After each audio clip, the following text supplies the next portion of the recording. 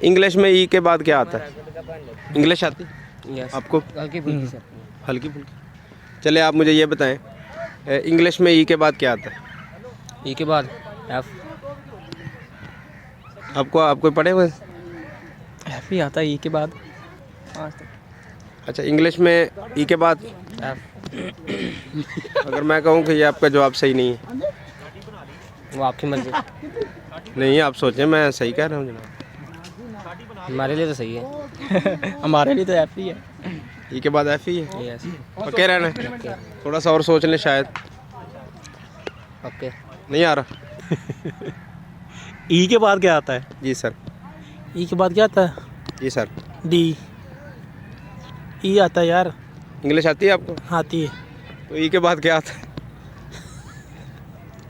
यार, बड़ा common sense का सवाल किया यार, मुझे तो यार इतना मैं तो भूल गया हूँ यार। एफ आता है और क्या आता है? फिर सोच लें, एफ भी नहीं आता। ए बी सी में तो यार एफ ही आता है, ई के बाद एफ आता है। आपके कोई जहन में आ रहा है? मुझसे पूछिए जी, क्या क्वेश्चन था आपका? सवाल ये है कि इंग्लिश में ई के बाद क्या आता है? इंग्लिश में एफ आता है। फिर सोच लें। ई के बाद एफ ही आता है अगर ABC के हिसाब से देखें तो। ई के बाद एन आना है। कैसे बेटा? आपने इंग्लिश पूछा तो इंग्लिश के स्पेलिंग में ई के बाद एन आता है। क्या नाम है बेटे का? अरूज फातिमा, क्या क्लास में पढ़ती है, कौन सी? 6th क्लास में। माशाल्लाह, अल्लाह आपको तो बड़ी कामयाबी देगा मुझे लग रहा है। क्या बात। आपके वालिद मोहतरम का क्या नाम है? सरफराज अली। आप कोई मैसेज देना चाहेंगी लोगों को? इस तरह के जो आपने सवाल पूछा उसमें आपने इंग्लिश के बारे में पूछा, लेकिन उन्होंने अल्फ़ाबेट के बारे में बताया, तो अकल से काम लेना चाहिए। आपने इंग्लिश स्पेलिंग के बारे में पूछा था। क्लैपिंग करो भाई। ज़बरदस्त। इंग्लिश में ई के बाद एन आता है। इंग्लिश वर्ड में ई के बाद एन आता है।